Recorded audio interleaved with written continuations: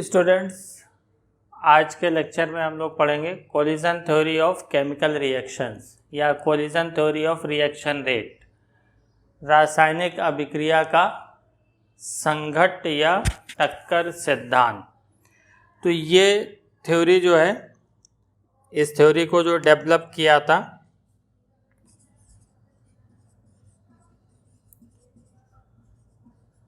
इसको जो है डेवलप किया था मैक्स ट्राउड्स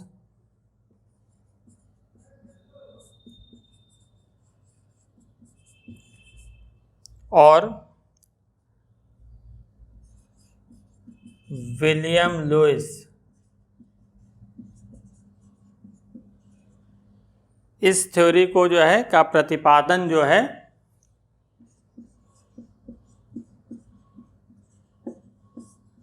मैक्स ट्राउड और विलियम लुइस ने किया था। ये थ्योरी जो है मेनली जो है बेस्ड है उसके एनर्जेटिक और मैकेनिस्टिक्स एस्पेक्ट्स पे, जो है रिएक्शन के उस पे बेस्ड है।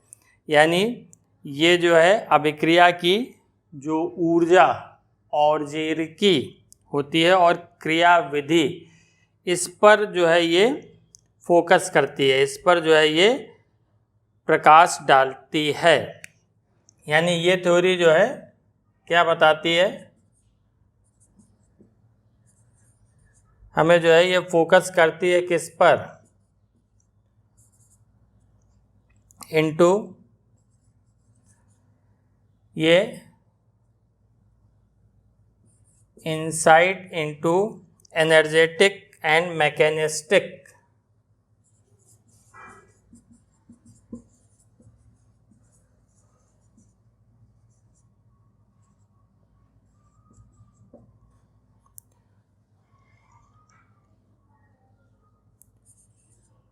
aspects of reaction।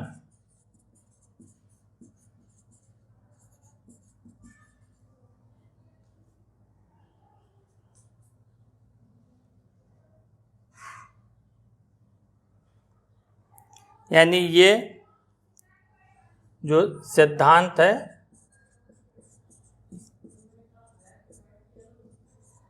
यह सिद्धांत जो है वो अभिक्रिया की और्जेरिकी यानी रिलेटेड विद एनर्जी, जो ऊर्जा से संबंधित हो उसको और्जेरिकी कहेंगे, और मैकेनिस्टिक यानी क्रियाविधि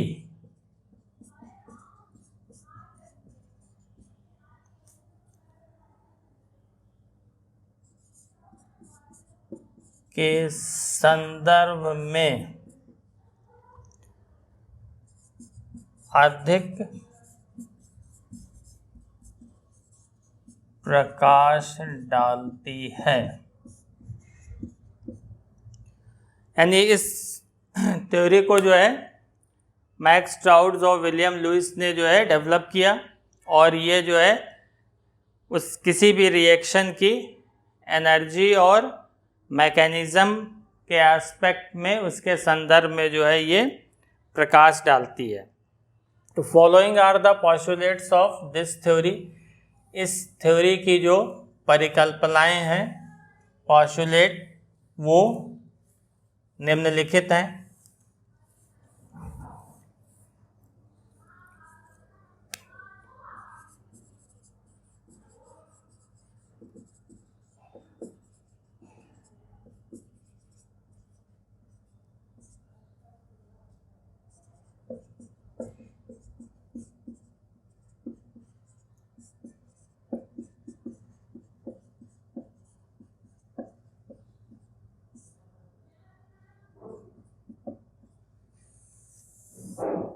तो इन पोस्टुलेट्स को जो है वन बाय वन करके हम लोग समझेंगे। थ्योरेटिकल कॉन्सेप्ट है, इसका मैथमेटिकल डेरिवेशन नहीं है आपके कोर्स में। तो फर्स्ट जो इसका पोस्टुलेट है,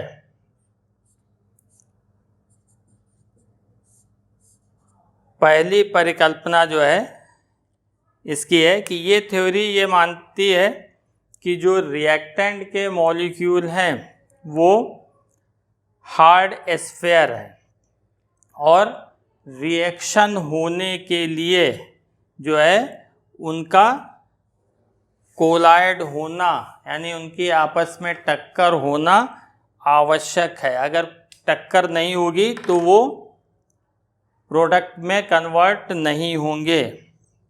यानी पहला जो है जो माना गया इसमें कि रिएक्टेंट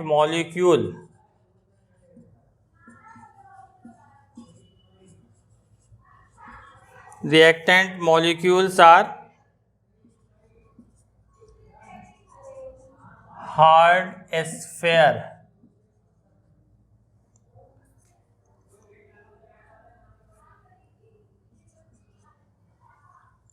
हार्ड स्फीयर्स होते हैं और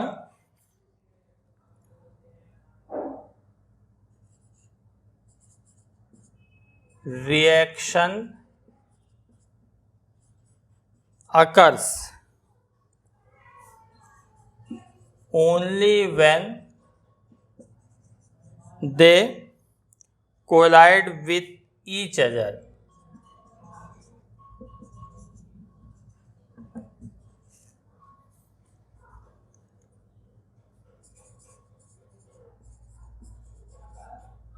यानी इस सिद्धांत में जो है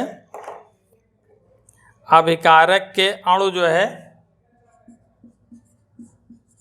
जो अभिकारक अणु हैं वो कठोर गोले के समान माने गए। ये कठोर गोले के समान हैं और ये माना गया कि अभिक्रिया जो है रिएक्शन जो होती है अभिक्रिया इन अभिकारक अणुओं के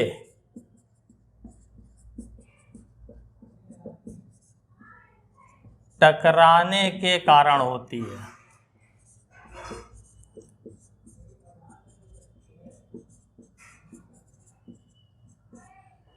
यानी रिएक्टेंट को हार्ड स्फीयर एज्यूम किया गया और reaction occurs when molecules collide with each other, यानी जब वो रिएक्टेंट के मॉलिक्यूल आपस में टकराएंगे तभी अभिक्रिया होगी। और जो number of collision per unit per volume in the reaction mixture ये जो है कोलिजन फ्रीक्वेंसी कहलाती है। The number of collisions per second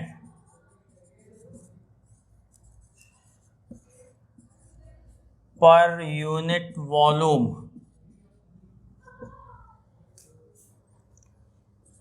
of the reaction mixture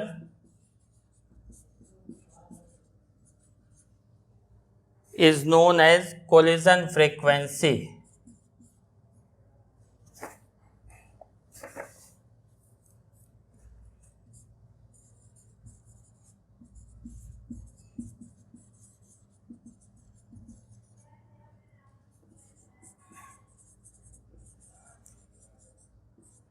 यानी अभिक्रिया मिश्रण में प्रति इकाई आयतन में प्रति सेकंड जो टक्कर होती है या संघट होता है वो संघट आवृत्ति कहलाती है और इसको जो है Z से रिप्रेजेंट करते हैं। यानी अभिक्रिया मिश्रण के प्रति इकाई आयतन में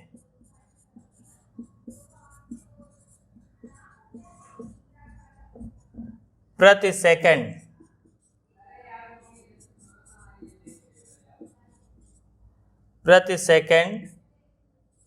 जो टक्कर होगी उसको संघट्ट आवृत्ति Z से रिप्रेजेंट करते हैं कहते हैं। तो पहला पास्टुलेट सिंपल एक लाइन में, reactant molecules are hard sphere and they must collide to convert into product, कि रिएक्टेंट के अणु जो है ठोस कठोर गोले के समान होते हैं और उत्पाद में परिवर्तित होने के लिए उन अभिकारक अणुओं के मध्य टक्कर आवश्यक है। अगर वो टकराएंगे तभी प्रोडक्ट में कन्वर्ट होंगे।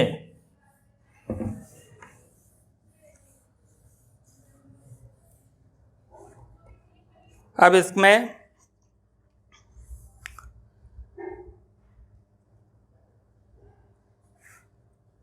सेकंड पोस्टुलेट, जो इनकी दूसरी परिकल्पना थी कि ये कोई ज़रूरी नहीं है कि रिएक्टेंट के मॉलिक्यूल आपस में टकराएं और प्रोडक्ट में कन्वर्ट हो जाएं। उनके पास एक मिनिमम अमाउंट ऑफ एनर्जी होनी चाहिए, तभी वो प्रोडक्ट में कन्वर्ट होंगे, अदरवाइज वो प्रोडक्ट में कन्वर्ट नहीं होंगे।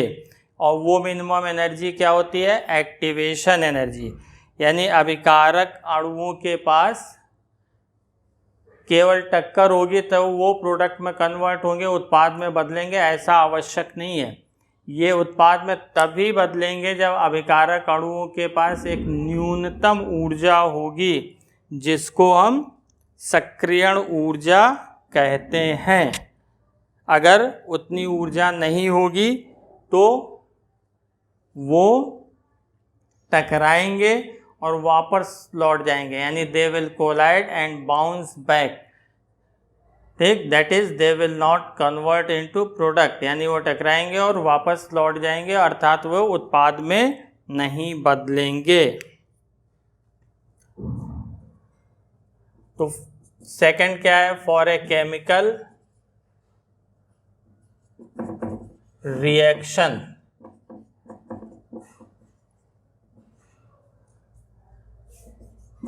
टू अकर,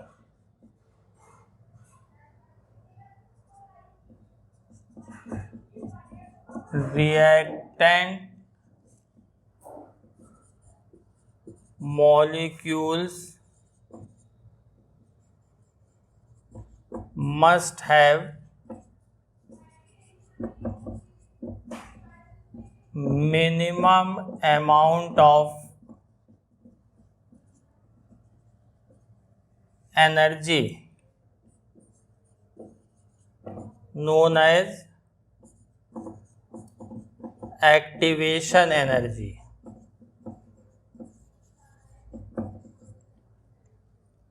यानी अभिकारक अणुओं के पास किसी रासायनिक अभिक्रिया के होने के लिए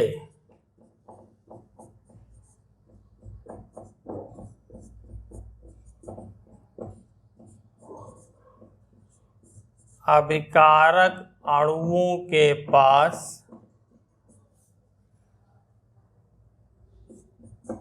एक न्यूनतम ऊर्जा होनी चाहिए।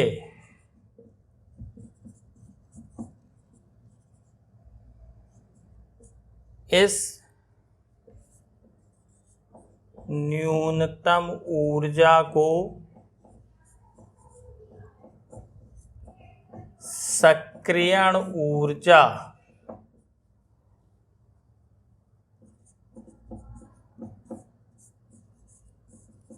कहते हैं। यानी अगर इतनी एनर्जी नहीं होगी तो वो टकराने के बावजूद जो है वो प्रोडक्ट में कन्वर्ट नहीं होंगे। तो सक्रियण ऊर्जा क्या होती है? The minimum amount of energy required to reactant molecules to participate in a chemical reaction is called activation energy. यानी अभिकारक अणुओं की वह न्यूनतम ऊर्जा जो उनके रासायनिक अभिक्रिया में भाग लेने के लिए आवश्यक है, वो उसकी सक्रियण ऊर्जा कहलाती है। अगर इतना नहीं होगा तो वो प्रोडक्ट में कन्वर्ट नहीं होंगे। अब हम मान लेते हैं कि एक बाई मॉलिक्यूलर एलिमेंट्री रिएक्शन हो रही है। For a by molecular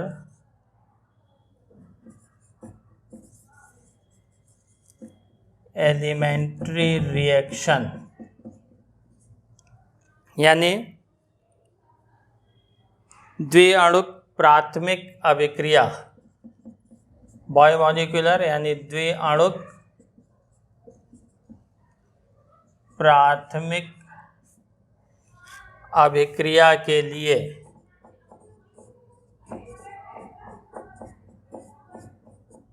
reaction किस टाइप की है?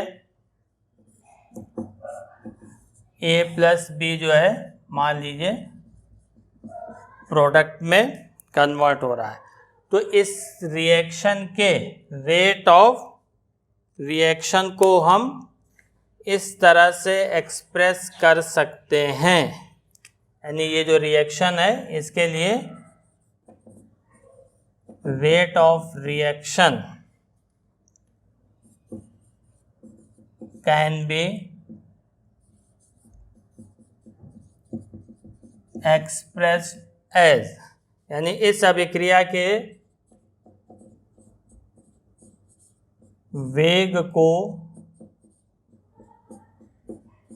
निम्न प्रकार से व्यक्त कर सकते हैं। तो कैसे इसको रिप्रेजेंट करेंगे?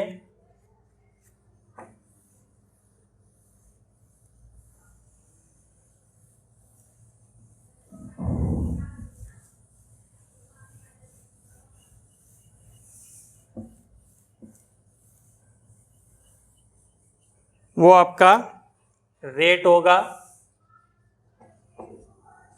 Z AB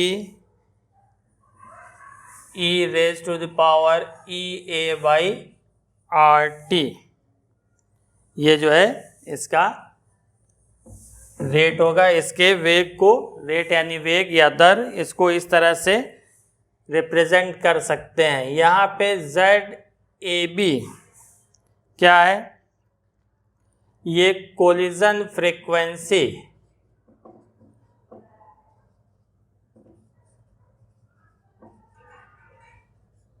of reactant molecule,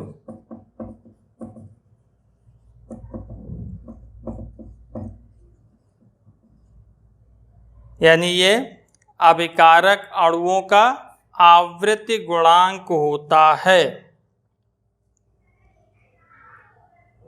या आवृत्ति के बराबर होता है। ये अभिकारक अणुओं की आवृत्ति, तो अभिकारक अणुओं की आवृत्ति क्या होगी? मतलब इसकी मीनिंग ये होती है कि इनके पास इतनी फ्रीक्वेंसी होनी चाहिए कि वो कोलाइड कर सकें, तो यही कोलिजन फ्रीक्वेंसी कहलाती है। और e raise to the power EA by RT, ये क्या रिप्रेजेंट करता है? ये fraction of molecules having energy equal to और greater than activation energy, fraction of molecules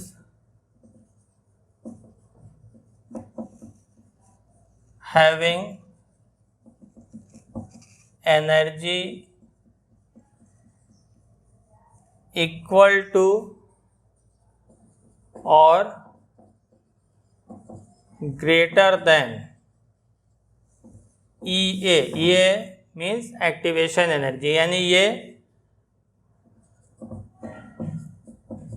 अणुओं का अंश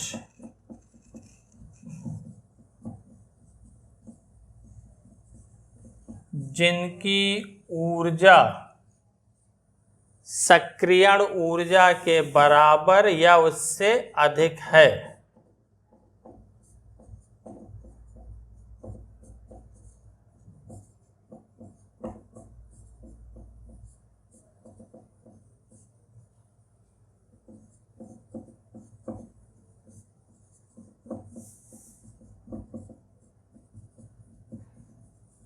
ये इसको रिप्रेजेंट करता है।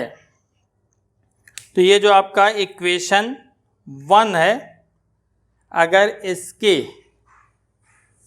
इसको जो है हम आर्हेनियस इक्वेशन जो आप पहले पढ़ चुके हैं, अगर इससे कंपेयर करें तो केवल एक ही चेंज है, यहाँ पर कोलिजन फ्रीक्वेंसी लिखी हुई है, ठीक, यानी संघट्ट की आवृत्ति। और आर्हेनियस इक्वेशन में क्या था, आपने टर्म ए लिखा था, आर्हेनियस फैक्टर, आर्हेनियस गुणांक। यानी अगर इसको हम कंपेयर करें आर्हेनियस इक्वेशन से तो हम ये कह सकते हैं कि जो है आर्हेनियस इक्वेशन का जो टर्म ए आपने यूज किया था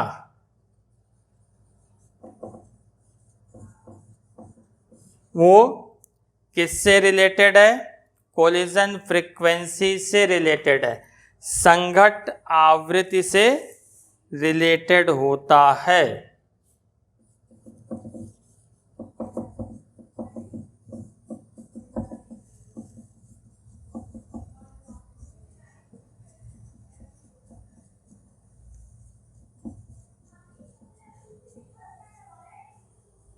इतनी चीज समझ में आई।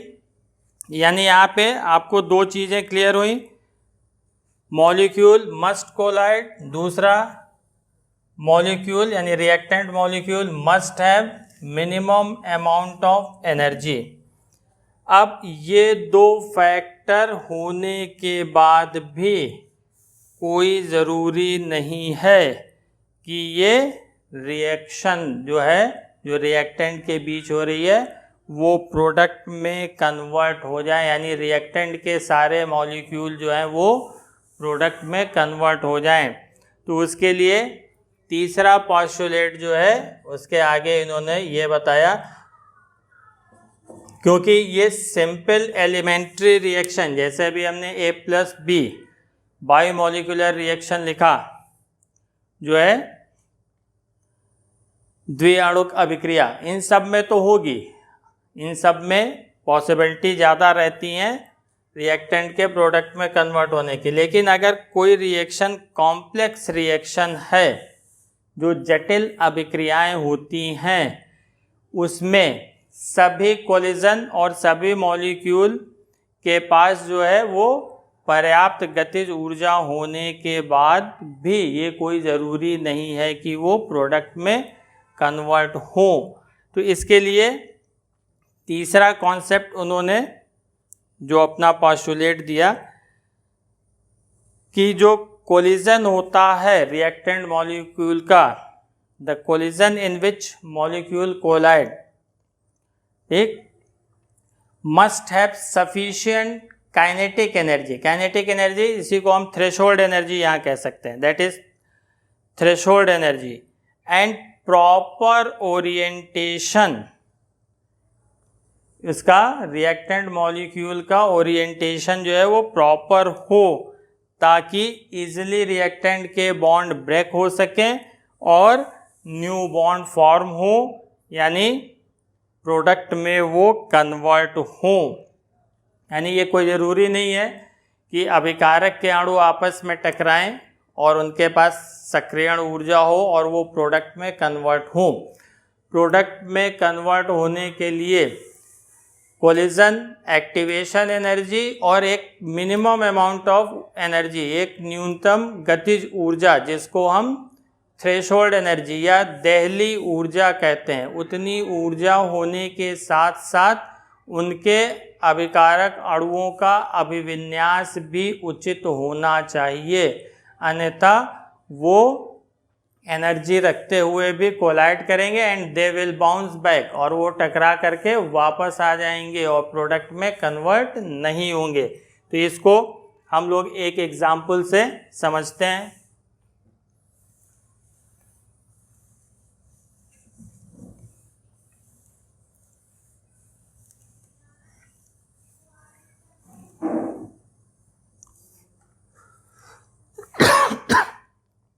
जो इनका थर्ड पोस्टुलेट है, यानी थर्ड पॉइंट जो इन्होंने अपनी थ्योरी में दिया, वो दिया कि ऑल कोलिजन्स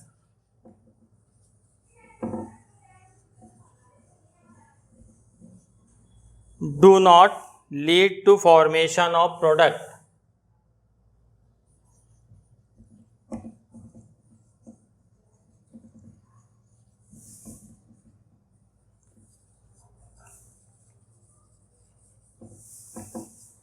ऐसा क्यों होता है? तो जिसमें the collision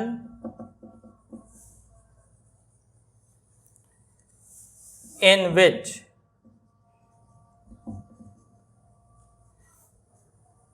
molecule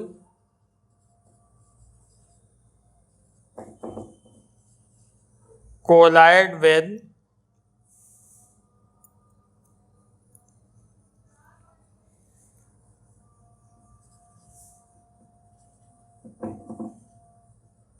sufficient kinetic energy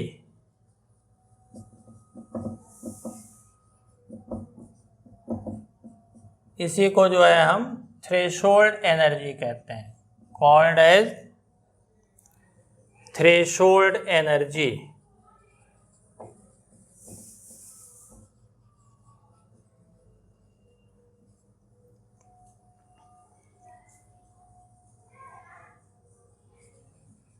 and proper orientation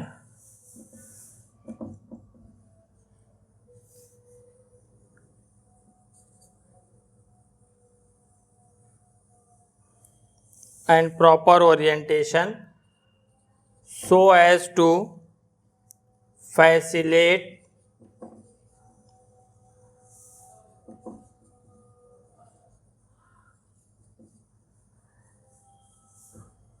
breaking of bond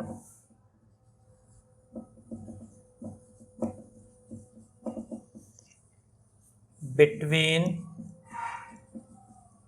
reactant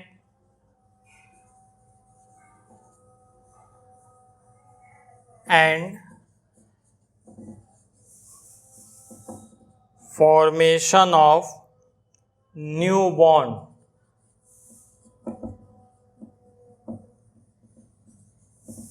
to form products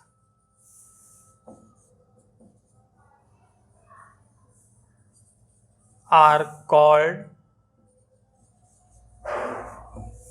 effective collision.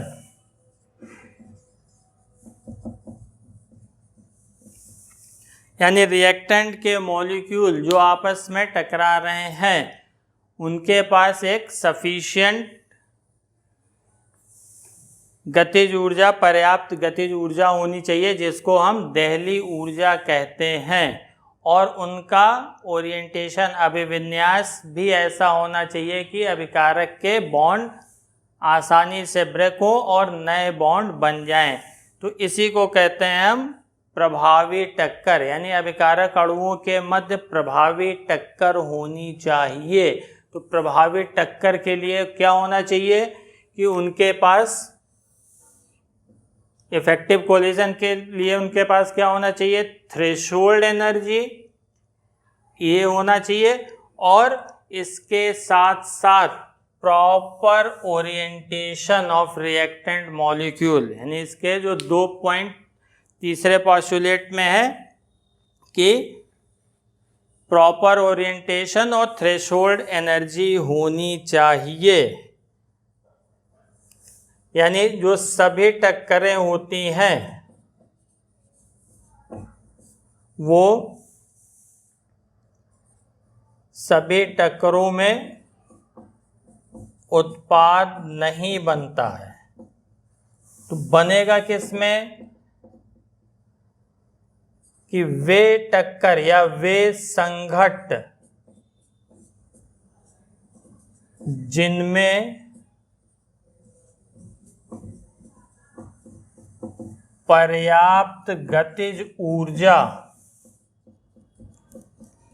इसको कहते क्या है, देहली ऊर्जा,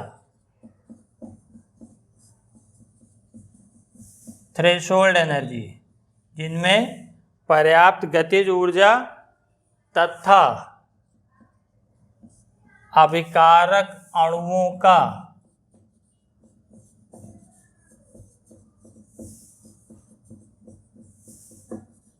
सही विन्यास या अभिविन्यास कह सकते हैं, सही अभिविन्यास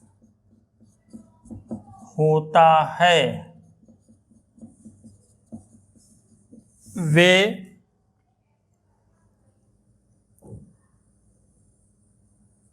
यानी इसका सही अभिविन्यास होना चाहिए, लिखिए इसकी जगह बेटर सेंटेंस होगा, होना चाहिए, जिससे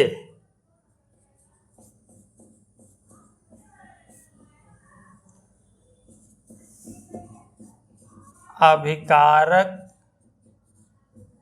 के बंधों के टूटने तथा उत्पादों में नए बंध के बनना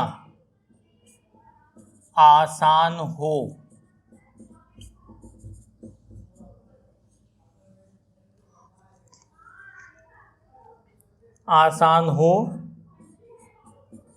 प्रभावी संघट्ट या प्रभावी टक्कर जो है ये कहलाते हैं। यानी कोलिजन कैसा होना चाहिए, टक्कर कैसी होनी चाहिए, प्रभावी होनी चाहिए। प्रभावी टक्कर होगा तभी वो उत्पाद में बदलेंगे। तो प्रभावी टक्कर के लिए क्या होना चाहिए, अभिकारक अणुओं के पास कम से कम देहली ऊर्जा के बराबर ऊर्जा होनी चाहिए और उसके साथ साथ उनका प्रॉपर ओरिएंटेशन, सही अभिविन्यास होना चाहिए। यानी ऐसा होगा तभी वो प्रोडक्ट में कन्वर्ट होंगे, उत्पाद में बदलेंगे, अदरवाइज अन्यथा वो टकराएंगे और वापस हो जाएंगे। They will collide and bounce back. यानी कोई ज़रूरी नहीं है कि केवल कोलिजन हो और एक्टिवेशन एनर्जी हो तो वो सब के सब प्रोडक्ट में कन्वर्ट हो सकते हैं, ये कोई ज़रूरी नहीं है। तो इसको हम एक एग्जाम्पल से समझते हैं। मेथिल हैलाइड की जो है एल्कली से रिएक्शन, और उसमें आपको बताते हैं कि किसमें प्रॉपर ओरिएंटेशन है, किसमें इम्प्रॉपर, यानी किसमें सही अभिविन्यास है और किसमें सही अभिविन्यास नहीं है, जिसके कारण वो उत्पाद में नहीं बदलते। मान लीजिए यह है मेथिल ब्रोमाइड, इसकी एक्वस एल्कली से रिएक्शन होती है और मेथेनॉल का फॉर्मेशन होता है। तो इसमें जो है रिएक्शन दो तरह से हो सकती है। ये देखिए मेथिल ब्रोमाइड के मॉलिक्यूल और एल्कली का OH- आयन। अब इसमें मोड ऑफ कोलिजन देखिए, यहाँ कार्बन और हैलोजन में पोलरिटी होगी, इलेक्ट्रोनेगेटिविटी डिफरेंस के कारण, विद्युत ऋणात्मकता के अंतर के कारण कार्बन और ब्रोमीन के बॉन्ड में ध्रुवता होगी। OH- आयन, इस पे नेगेटिव चार्ज है। तो इसमें कोलिजन दो तरह से हो सकता है। एक तो ये है कि OH माइनस आयन यहां से सीधे इससे टकराए, यानी इसका कोलिजन हो, पहली कंडीशन। तो इस कंडीशन में क्या होगा, प्रोडक्ट बनेगा। जनरल सी चीज है, आसानी से आप बता सकते हैं कि इस केस में जो है कोई प्रोडक्ट नहीं बनेगा, यानी ये टकराएंगे और वापस हो जाएंगे। क्यों?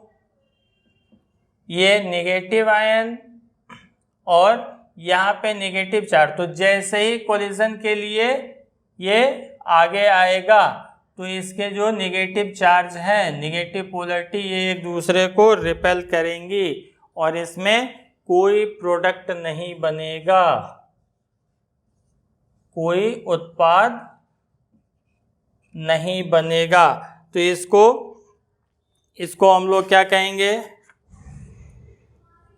इम्प्रॉपर ओरिएंटेशन,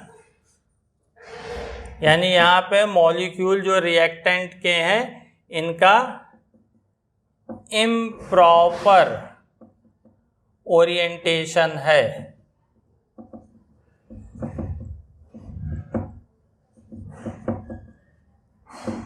यानी अनुपयुक्त अभिविन्यास, अभिकारक अणुओं का अनुपयुक्त अभिविन्यास है। लेकिन अगर यही मॉलिक्यूल इधर से कोलाइड करे तो क्या होगा, देखिए इस पे नेगेटिव चार्ज और यहाँ पे पार्शियल पॉजिटिव चार्ज, तो ये इजीली एक दूसरे को अट्रैक्ट करेंगे। यानी इसका कोलिजन जो है अगर इस तरफ से हो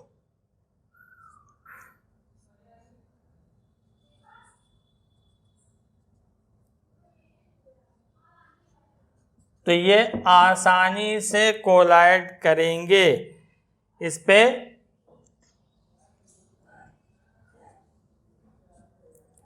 नेगेटिव चार्ज होने के कारण, और एक इंटरमीडिएट बनेगा, ये जो है आपका मध्यवर्ती है।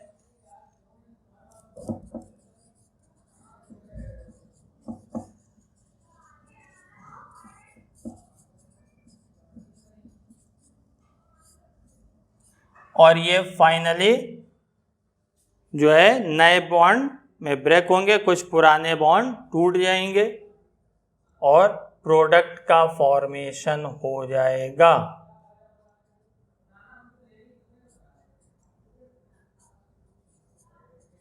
यानी इस केस में जो है आपका प्रोडक्ट बनेगा। तो यहाँ पे क्या है, इन सब मॉलिक्यूल का, इन दोनों रिएक्टेंट मॉलिक्यूल का, इनका ओरिएंटेशन प्रॉपर है, यानी इसमें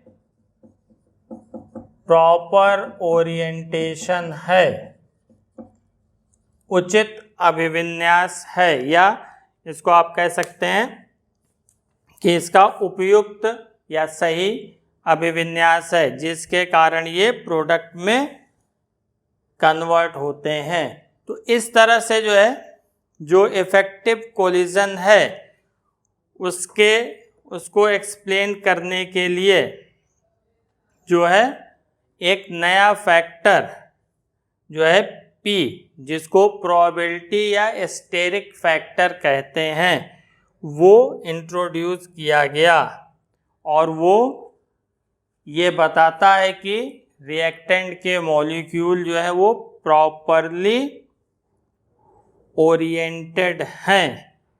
यानी प्रभावी संघट के स्पष्टीकरण के लिए जो है एक और कारक जिसको हम P से रिप्रेजेंट करेंगे, जिसको हम प्रोबेबिलिटी फैक्टर या प्रायिकता या त्रिविम कारक कहेंगे, वो जो है इंट्रोड्यूस किया गया और वो इस बात को बताता है कि जो अणु जो आपस में टकराने जा रहे हैं उनका अभिविन्यास उचित है। तो यहाँ से इसमें हम लिख सकते हैं, thus to account for effective collision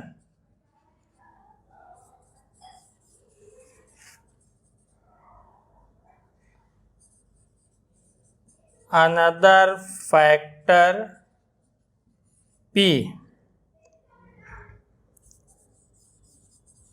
called the probability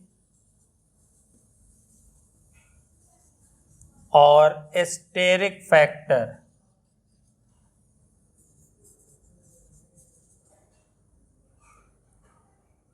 is introduced.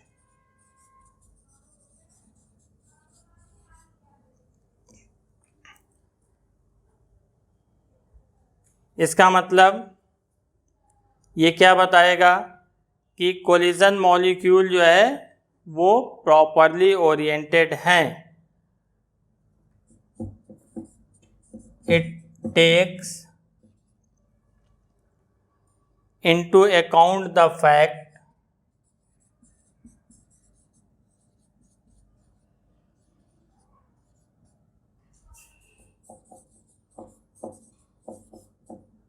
that in a collision molecules must be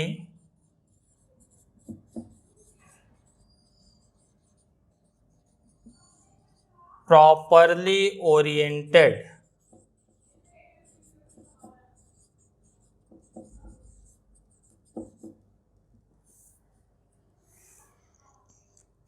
यानी इसके लिए एक ओरिएंटेशन फैक्टर हम P ऐड करेंगे तो रेट हमारा क्या हो जाएगा, P Z A B e raised to the power EA by RT, ये हमारा रेट हो जाएगा.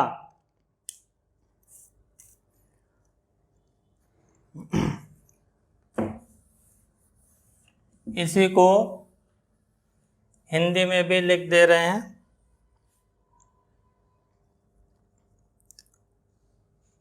कि प्रभावी संघट्ट के स्पष्टीकरण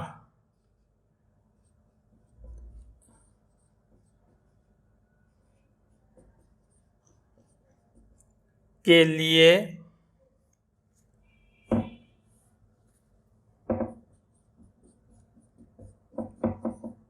एक अन्य कारक,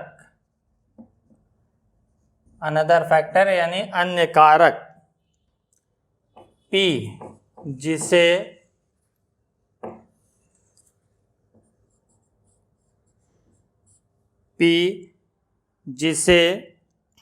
प्रायिकता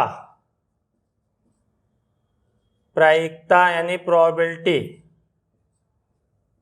या त्रिविम स्टेरिक फैक्टर या हिंदी में इसी को त्रिविम कारक समाहित किया गया, यानी इसमें जोड़ा गया.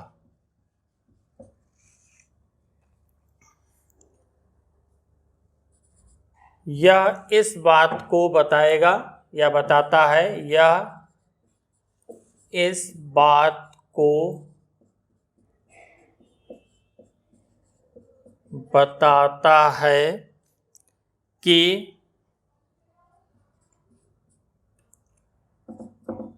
संघट्ट में, कोलिजन में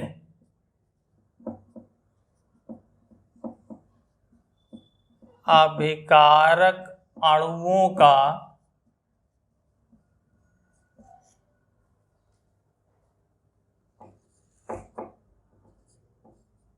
उपयुक्त अभिविन्यास होना चाहिए. तो ये 3 फैक्टर हैं, अर्थात रेट की जो है जो डिटरमाइन करेगा वो क्या होगा, P प्रोबेबिलिटी फैक्टर, एक प्रायिकता कारक, कोलिजन फ्रीक्वेंसी और मिनिमम अमाउंट ऑफ एनर्जी, इस पर जो है ये डिपेंड करेगा। यानी इसको शॉर्ट में जो है हम क्या बता सकते हैं कि इसमें 3 पॉइंट हैं। पहली चीज क्या है कि मॉलिक्यूल्स मस्ट कोलाइड, यानी पहली चीज क्या होनी चाहिए, अभिकारक अणुओं, इसको आप याद रखने के लिए इतना याद रख सकते हैं कि अभिकारक अणुओं को आपस में टकराना चाहिए, बहुत शॉर्ट में। दूसरी चीज क्या होनी चाहिए, उनके पास एक मिनिमम अमाउंट ऑफ एनर्जी होनी चाहिए, जिसको एक्टिवेशन एनर्जी कहते हैं। और ये कोई ज़रूरी नहीं है कि एक्टिवेशन एनर्जी हो और टकराएं और वो प्रोडक्ट में कन्वर्ट हो। तो एक्टिवेशन एनर्जी किसके बराबर होनी चाहिए, थ्रेशोल्ड एनर्जी के बराबर। यानी जो एनर्जी उनके पास हो वो कितनी होनी चाहिए, एक्चुअली थ्रेशोल्ड एनर्जी। ठीक है, केवल एक्टिवेशन एनर्जी से ही काम नहीं चलेगा, थ्रेशोल्ड एनर्जी होनी चाहिए और उनका ओरिएंटेशन प्रॉपर होना चाहिए।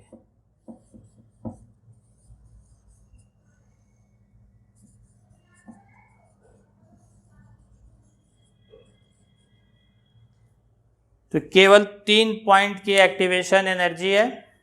The molecule must collide to take part in a reaction, and molecule must have minimum amount of energy to convert into product, ठीक, which is known as threshold energy। और इन दोनों condition के होते हुए, ठीक है, ये ज़रूरी नहीं है कि वो प्रोडक्ट में कन्वर्ट हो। तो एक तीसरा factor, the colliding molecules must have proper orientation. ये 3 पॉइंट अगर आपको ध्यान है और एग्जाम्पल, तो आप इस थ्योरी को आसानी से एक्सप्लेन कर ले जाएंगे। तो ये थ्योरी जो है एक्टिवेशन एनर्जी और जो प्रॉपर ओरिएंटेशन, इन दोनों के साथ जो है ये criteria of effective collision decide करती है, और इसी के कारण रेट ऑफ रिएक्शन भी जो है हम एक्सप्लेन कर ले जाते हैं। यानी ये सिद्धांत जो है वो सक्रियण ऊर्जा और उपयुक्त अभिविन्यास दोनों के को साथ लेकर के जो प्रभावी टक्कर, प्रभावी संघट का जो स्टैंडर्ड है या मानक है, उसको जो है ये डिसाइड करती है और अभिक्रिया के वेग को जो है ये डिटरमाइन करती है, यानी उसको निर्धारित करती है कि रिएक्शन होगी। तो इतनी चीज़ आप लोगों को समझ में आई होगी। इसके आगे कुछ चीज़ें बची हैं, जैसे थ्रेशोल्ड एनर्जी नहीं बताया, क्या है थ्रेशोल्ड एनर्जी, एक्टिवेशन एनर्जी और कैटलिस्ट का इफ़ेक्ट कैसे वो एक्टिवेशन एनर्जी को लो कर देता है। तो वो चीज़ बतानी है, वो अगले लेक्चर में होगी, लास्ट लेक्चर होगा इस चैप्टर का। तो आज के लेक्चर में बस इतना ही। Thanks for watching.